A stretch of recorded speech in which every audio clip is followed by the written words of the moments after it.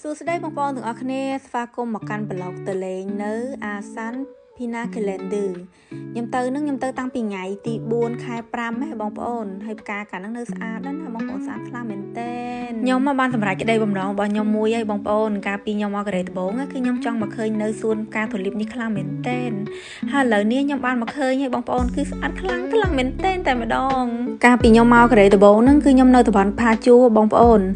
ហើយពីផាជួនឹងមកអាសានគឺត្រូវចំណាយពេលរាប់ម៉ោងឯណូតបានមកដល់អញ្ចឹងណាហើយអញ្ចឹងវាឆ្ងាយពេកខ្ញុំក៏បានមកតែឥឡូវខ្ញុំដូរការងារមកនៅចិត្តតំបន់អាសាន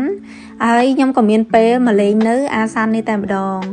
បងប្អូនស្អាតខ្លាំងណាស់បងប្អូនហើយថ្ងៃហ្នឹងបើយើងទៅស្លៀកឈុតសដោយបងស្រីខ្ញុំដូចខ្ញុំអីចឹងគឺថតមកឃើញឆ្លោះខ្លាំងមែនតើមកតែម្ដង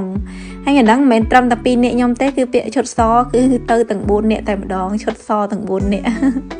លក្ខណៈថាជាធីមតែម្ដងបងប្អូនហើយ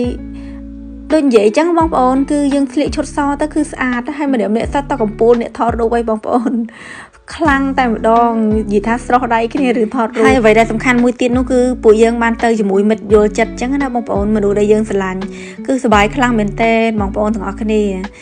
ហើយគ្នាខ្ញុំ4នាក់ហ្នឹងបងប្អូនសិតតែចូលចិត្តថតរូបហើយក៏បកកែថតរូបផងដែរ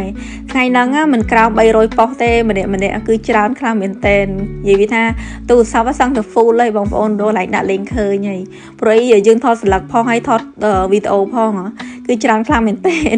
បើយើងទៅកន្លែងស្អាតទៅដើរលេងជុំមិត្តភ័ក្តិហើយអត់បានថតរូបបងប្អូនដូចអត់មានន័យអញ្ចឹងណាបងប្អូនបើមិនជាទៅហត់ថតរូបគឺសំខាន់គឺយើងទៅហើយយើងបានថតរូបទុកជាអនុស្សាវរីយ៍ទុកទៅមើលថ្ងៃក្រោយទៀតអញ្ចឹងណាបងប្អូនរយៈពេលរស់នៅប្រទេសកូរ៉េរបស់យើងអត់មានដល់រហូតទេបងប្អូនយើងអាចនៅត្រឹមតែ1អាណត្តិឬក៏2អាណត្តិតែប៉ុណ្ណោះអញ្ចឹងហើយបងប្អូនមានពេលឆ្លៀតទៅដើរលេងទៅបងប្អូនកុំឲ្យថាងមកកូរ៉េ1អាណត្តិគេដែរអត់ស្គាល់កន្លែងណាកន្លែងនេះសោះអញ្ចឹងណាដើរលេងទៅក៏អត់អស់ចំណាយយាយច្រើនហ្មងដែរបងប្អូនព្រោះដូចពួកខ្ញុំញ៉ាំបាយពីផ្ទះឲ្យឆ្អែតហើយមកដល់នៅកន្លែងដើរលេងហ្នឹងយើងទិញអីញ៉ាំទិញទឹកអីផឹកតិចតួចហ្នឹងគឺបានហើយបងប្អូនអត់បាក់ចំណាយអីច្រើនទេយើងចំណាយតែថ្លៃធ្វើដំណើរហើយដូចបងប្អូនដឹងហើយថានៅកូរ៉េនេះគឺការធ្វើដំណើរនៅប្រទេសកូរ៉េគឺអត់ចំណាយលុយច្រើនទេបងប្អូនយើងជិះរថភ្លើងជិះអីហ្នឹងជិះឡានក្រុងអីហ្នឹងត្រឹមតែ1000 2000អីហ្នឹងដល់ណាដល់ណីអញ្ចឹងណាបងប្អូនគឺងាយស្រួលខ្លាំងមែនតើនិយាយថាដៃគូដៃកង់នេះអូយសុបាយរហូតបងប្អូនហើយណាត់គ្នាស្លៀកឈុតសតតែបានអើយសុបាយខ្លាំងមែនតើបងប្អូនគ្មានអីសុបាយជាងបានដើរលេងជាមួយមនុស្សយើងយល់ចិត្តមនុស្សដែលយើងស្រឡាញ់គាត់ក៏ស្រឡាញ់យើងក៏ស្រឡាញ់គាត់អញ្ចឹងហើយគឺក្តីសុខខ្លាំងមែនតែម្ដងបងប្អូនដែលចង់ទៅលេងនៅអាសានពីណាកូលែនឌឺហ្នឹងឥឡូវនេះក៏អាចទៅលេងបានដែរបងប្អូន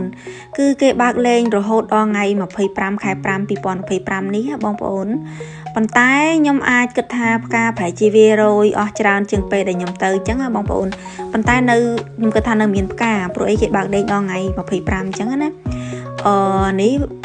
តាមការគិតរបស់ខ្ញុំបើសិនជាដល់ហួសពីអាទិត្យនេះទៅបងប្អូនកុំតលេងអីព្រោះអីវាអស់ផ្កាហើយអញ្ចឹងចាំរយៈពេលក្រោយចាំតលេងទៀតទៅឬក៏អាចត្រឹមថាដល់ខែគេមានរៀបចំ